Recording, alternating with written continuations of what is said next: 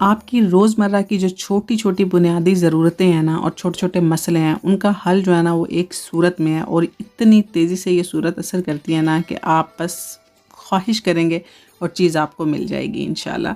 सल्लल्लाहु अला हबीबिही मुहम्मद व अला आलिहि व अस्हाबिही अजमईन। अस्सलाम वालेकुम माय यूट्यूब फैमिली, कैसे हैं आप सब? आई होप आप सब ठीक-ठाक होंगे, खैरियत से होंगे, मज़े में होंगे। हम भी अल्हम्दुलिल्लाह बिल्कुल ठीक-ठाक हैं, खैरियत से हैं। मेरी दुआ है कि अल्लाह ताला आप सबको शाद और आबाद रखें। जहाँ आप कदम रखें अल्लाह आपके लिए खैर और आसानी का मामला फरमाए, आमीन सुम्मा आमीन। आप सबको जुमा मुबारक और जुमे की तमाम सुन्नतें अदा करना मत भूलिएगा। नमाज़ पढ़िए, सूरह कहफ पढ़िए, गुस्ल कीजिए, नाखून काटिए, खुशबू लगाइए और जितने भी तस्बीहात पढ़ सकते हैं दुरूद पाक ज़्यादा से ज़्यादा पढ़िए। आज बच्चों का कार्निवल का आखिरी दिन था, क्योंकि पूरा वीक जो बच्चों का कार्निवल चल रहा था कुछ ना कुछ इन्होंने बन के जाना होता है। तो इस लास्ट डे पे इन्होंने कोई ना कोई कैरेक्टर लेना होता है या फिर आप कोई भी जो है ना जॉब जो है वो ले सकते हैं। तो तलहा को मैंने आज पायलट बना दिया था और हाइका जो है वो एक मूवी का कैरेक्टर है, वेडनेसडे मूवी है, तो उसका एक मेन कैरेक्टर है जो लड़की वो ये बनी हुई है। तो ये जा रहे हैं स्कूल। तलहा को मैंने कॉस्ट्यूम नहीं लेके दिया बिकॉज़ उसको ज़रूरत नहीं थी। हाइका की भी फ़्रॉक घर में पड़ी हुई थी तो मैंने जुगाड़ लगा लिया। तो बच्चे स्कूल जाने लगे थे और यहाँ पे आप मेरे पास कपड़ों का अंबार देख रहे हैं। हुआ ये कि सुबह फजर की नमाज़ के टाइम जब मैं उठी तो बारिश शुरू हो गई थी और ये कपड़े कल मैंने शाम को ही धोए हैं। मुझे बिल्कुल अंदाज़ा नहीं था कि मौसम सुबह तक इतना चेंज हो जाएगा, क्योंकि हमज़ा जो है ना उसको थोड़े मोशन लगे हुए हैं तो वो डेली बेसिस पे उसका पैम्पर जो है ना वो लीक हो जाता है। तो मुझे उसके कपड़े जो है ना चाहिए थे, सारे के सारे गंदे हुए हुए थे। तो इस वजह से मैंने उसके सारे कपड़े रात को धोए हैं और जनाब देखें सुबह बारिश हो गई है। तो अब ये सारे कपड़े मैंने अंदर डाले हुए हैं, जो कि मेरे मियाँ साहब को बड़ा गुस्सा आता है कि तुम क्यों कपड़े जो है ना वो दरवाज़ों पे, सोफ़ों पे, कुर्सियों पे डाल देती हो। उनको ये नहीं पता कि अब मैं इनको कहाँ पे डालूँ, मेरे पास कोई जगह ही नहीं होती। एक जो बाहर तार है वही है।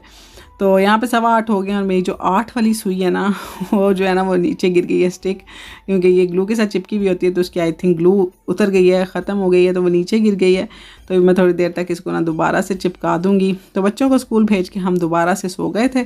तो आज ज़रा जल्दी उठ गए थे क्योंकि हस्बैंड ने जो है ना आज जुमा पढ़ना था, उनकी ड्यूटी जो है ना वो आजकल थोड़ा सा लेट है। तो उन्होंने सोचा कि काफ़ी दिन बाद जो है जुमा पढ़ने का बाजमात मौका मिल रहा है तो मैं उसको मिस नहीं करता। तो वो ये है कि जहाँ पे उनकी जॉब है ना वहीं पे इस्लामिक सेंटर है, तो फिर वहीं पे वो चले गए थे। तो उनको मैं आलू वाला पराठा बना के दे रही थी। तो मुझे समझ ही नहीं आ रही थी कि आज मैं उनको क्या दूँ खाने में। तो उन्होंने बोला कि रहने दो, आज मुझे लंच नहीं बना के देना बिकॉज़ मेरा जो है ना जहाँ पे मैं जुमा पढ़ने जाऊँगा वहाँ पे जगह नहीं होती लंच बॉक्स रखने की, तो फिर मुझे मसला बनता है। तो मैं वहीं से कुछ लेके खा लूँगा। और सबसे ज़्यादा मुझे टेंशन भी यही होती है कि मैं उनको दूँ क्या। कल मैंने फ्रूट चाट बना दी थी, वैसे मैं सैंडविच बना देती हूँ। तो रोज़ाना ज़ाहिर है एक ही चीज़ जो है ना वो मुसलसल नहीं खाई जाती, इंसान को थोड़ा सा चेंज चाहिए होता है लाइफ में। तो बस इसी तरह करके इनको मैंने पराठा बना दिया और अपने लिए मैंने सादा जो है ना रोटी बनाई थी, चपाती बनाई थी और साथ मैंने अंडा बना लिया था अपने लिए। तो इस तरह करके हमने अपना नाश्ता किया, चाय पी और मौसम जो है ना वो भी काफ़ी अच्छा हुआ था, बारिश वाला।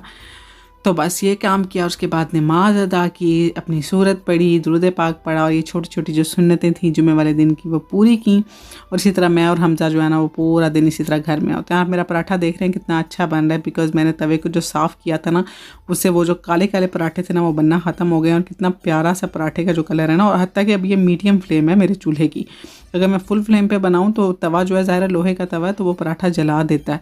तो अब जब तवा साफ़ होता है ना तो मीडियम फ्लेम पे भी इतना अच्छा और क्रिस्पी पराठा बनता है। और अगर तवा इस तरह का ख़राब हुआ ना तो चाहे फुल फ्लेम कर लो तब भी पराठा जो है ना वो इतना गंदा बनता है। तो बस जनाब नाश्ता करने के बाद आज मैंने सोचा कि आज मैं आपको ना प्रॉपर लिख के बताती हूँ कि मैं आपको जो वजीफ़ा बताने लगी हूँ। तो आज का वजीफ़ा इतना अच्छा है और ये भी मैं मुसलसल करती हूँ और अभी तक करती हूँ। तो सबसे पहले हम बताते हैं कि ये वजीफ़ा आप किस किस चीज़ के लिए कर सकते हैं सच्ची में। और ये इसमें कोई दो राय नहीं है कि अगर आप कहीं है ना रास्ते में आपको सवारी नहीं मिल रही, बस नहीं मिल रही, आपको मतलब कोई चीज़ नहीं मिल रही सफ़र करने के लिए, आपकी गाड़ी रास्ते में कहीं ख़राब हो गई है या फिर आपका मोबाइल, आपका फ्रिज, आपकी टीवी या कोई भी चीज़ जो है ना आपकी घर की कोई मशीन ख़राब हो गई है, तो आप क्या कर सकते हैं जनाब, आपको बस ये एक सूरत पढ़नी है और इस सूरत से जो है ना अल्लाह ताला आपके लिए इतनी आसानी पैदा कर देंगे। मैं अभी तक मुझे आदत है और ये मेरे मुंह पे खुद ब खुद ही आ जाती है ये वाली सूरत जब भी मेरे साथ इस किस्म का कोई मसला होता है ना। सूरह कुरैश है कुरान पाक में, सबको पता है आखिरी सूरतों में से एक सूरत है, इसको सूरह कुरैश कहते हैं, जो स्टार्ट होती है बिस्मिल्लाहिर्रहमानिर्रहीम लीइलाफि कुरैश ईलाफिहिम रिहलतश्शित्वा वस्सैफ। जिनको आती है ना उनको पता होगा कि ये सूरह कुरैश यहाँ से स्टार्ट होती है, ठीक है। इसको आपने पढ़ना किस तरह कि अव्वल व आखिर आपने 3-3 बार दुरूद पाक पढ़ना है और 41 टाइम्स आपने सूरह कुरैश पढ़नी है। 3 दफ़ा पहले दुरूद पाक, 3 दफ़ा एंड पे पढ़ना। दरमियान में आपने 41 टाइम्स सूरह कुरैश पढ़ना शुरू कर देनी है जब भी आपके साथ कोई मसला हो। पैसे ख़त्म हो गए हैं, ताकि आप ये समझ लें कि आपके पास पैसे ख़त्म हो गए, घर का राशन ख़त्म हो गया, कुछ भी ख़त्म हो गया ना, तो आपने ये सूरत इस तरह पढ़ना शुरू कर देनी है। इसके अलावा दूसरा इसका मेथड है कि आप जब भी पूरे महीने का राशन लेके आएँ तो 101 टाइम इसको पढ़ के, इसी तरह अव्वल व आखिर दुरूद पाक पढ़ के इसको राशन पे दम कर दें। पूरा महीना आपका राशन जो है ना वो ख़त्म नहीं होगा इंशाअल्लाह।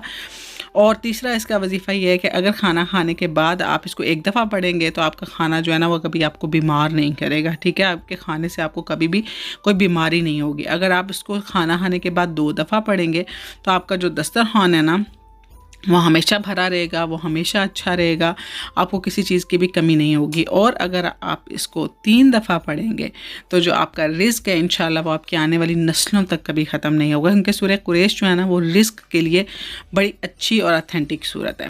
अच्छा, अब मैं आपको बताती हूँ कि मेरी ज़िंदगी में मैंने इसको इम्प्लीमेंट कैसे किया, और इतनी दफ़ा कर चुकी हूँ कि मैं बता ही नहीं सकती। अच्छा, सूरह कुरैश इस तरह कि एक दफ़ा मेरे असल में ससुराल वाले जो है ना वो लोकल पे ज़्यादा ट्रैवल करते हैं, और मैं जो हूँ ना इतनी आदी नहीं है लोकल पे ट्रैवल करने की। तो मेरी जब शादी हुई ना तो हम इसी तरह ना लोकल पे जाया करते थे। तो बसें, आपको पता है कि कितनी मुश्किल होती हैं, बसें मिलती ही नहीं हैं। और मैं जो ना मुझे मतलब आदत नहीं होती थी, तो हर तरफ पता है स्मोकिंग और अजीबोगरीब किस्म के लोग, और फिर लोकल बसेस में ट्रैवल करना वैसे भी बड़ा मुश्किल होता है, और बसें भरती भी नहीं है, बहुत टाइम लग जाता है। तो मैंने ना ये पढ़ा कहीं से, तो मैंने ना ये पढ़ना शुरू कर दिया सूरह कुरैश। एक दफ़ा ऐसे हुआ कि हम गए तो हमारी जो पहले वाली आगे वाली बस थी ना वो फुल थी, उसमें हमें जगह ही नहीं मिली। तो उन्होंने हमें बोला कि जगह पीछे वाली बस पे बैठ जाएं। पीछे वाली बस जो थी, आप यकीन करें, वो बिल्कुल ही खाली थी, और खाली बस को भरते भरते 2-3 घंटे लग जाने थे। गर्मी का मौसम था, तो मैं सोच सोच के होल उठ रहे थे कि क्या होगा। तो एकदम मेरे माइंड में आया कि क्यों ना ये सूरत पढ़ी जाए। तो ना मैंने सूरह कुरैश पढ़ना शुरू की सेम इसी प्रोसेस के साथ, और आप यकीन करें कि 15 से 20 मिनट के अंदर अंदर बस भर गई। और ये मुझे इतना, उसके बाद इस पे इतना यकीन हो गया कि मैं जब भी जाती थी ना, मतलब लोकल बसेस पे जब भी मुझे ट्रैवल करना होता तो मैं घर से निकलते ही ना इसको पढ़ना शुरू कर देती थी। मतलब 41 टाइम से मैं खुला पढ़ना शुरू कर देती थी। और जब हम वहाँ पर जाते थे ना तो अक्सर ऐसा होता था कि बस हमें या तो हमारे मर्ज़ी की जगह मिल जाती थी, या फिर अगर मैं पिछली बस में बैठना पड़ता था ना तो हमारे बैठते बैठते बैठते ही पूरी बस भर जाती थी। इसके अलावा इतनी दफ़ा ऐसा होता था कि मेरी कोई चीज़ खाने को दिल कर रहा होता था और मुझे समझ नहीं आती थी कि मैं मतलब वो चीज़ मुझे कैसे मिलेगी या क्या होगा, तो मैं वो ये सूरत पढ़ना शुरू कर देती थी। घर में कोई चीज़ ख़त्म होगी किसी भी चीज़ के लिए, और ये इतनी अच्छी है कि मैं आपको बता नहीं सकती कि इसका मतलब आप खुला पढ़ें, ज़्यादा बेहतर ये है कि आप इसको खुला पढ़ें। 41 दफ़ा भी मत पढ़ें, आप इसको जितना खुला पढ़ सकती हैं ना, आप बस पढ़ती जाएं पढ़ती जाएं पढ़ती जाएं। आप यकीन करें, आपको जो खाना है, ताकि खाने तक का क्रेविंग हो रही है ना आपको किसी चीज़ की, तो वो खाना तक ही आपको दिलवा देती है। मेरे साथ बहुत दफ़ा ऐसा होता है कि मैं घर जब पाकिस्तान में थी ना तो अक्सर ऐसा होता था कि मेरा कुछ दिल कर रहा है खाने को, तो अब मैं नहीं बना पा रही हूँ या मेरे पास वो नहीं है वसाइल कि मैं उसको बनाऊं, तो मैं सोच रही होती थी कि हाय मेरा बहुत दिल कर रहा है मिल जाए मुझे, तो मुझे किसी न किसी के घर से आ जाता था। और जहाँ पे मुझे उम्मीद भी नहीं होती थी ना, किसी ने देख बनाई हुई है तो मुझे कहीं वहाँ से आ जाएगी। जिस तरह मुझे बिरयानी बहुत पसंद होती थी, तो किसी दिन मतलब मेरे पास नहीं है गोश्त वगैरह, लेकिन मेरा दिल बहुत चाह रहा होता था, तो मुझे यकीन करें कि किसी न किसी के घर से आ जाती थी। कोई ना कोई ऐसा वसीला मेरे लिए बन ही जाता था। और it's not for big things, आप यकीन करें छोटी छोटी चीज़ों के लिए आपको किसी चीज़ की क्रेविंग हो रही है, आप ये सूरत पढ़ लें। आपको कोई छोटी सी चीज़ चाहिए, आप ये पढ़ लें। आपको अम्मी अब्बू से पैसे चाहिए, आपको मतलब कि आपको पैसे ही चाहिए, चले मान लें कि अम्मा अब्बा से आपको पैसे चाहिए, आपको मिलेंगे नहीं, आप ये सूरत पढ़ लें, अम्मा अब्बा खुद ही दे देंगे आपको।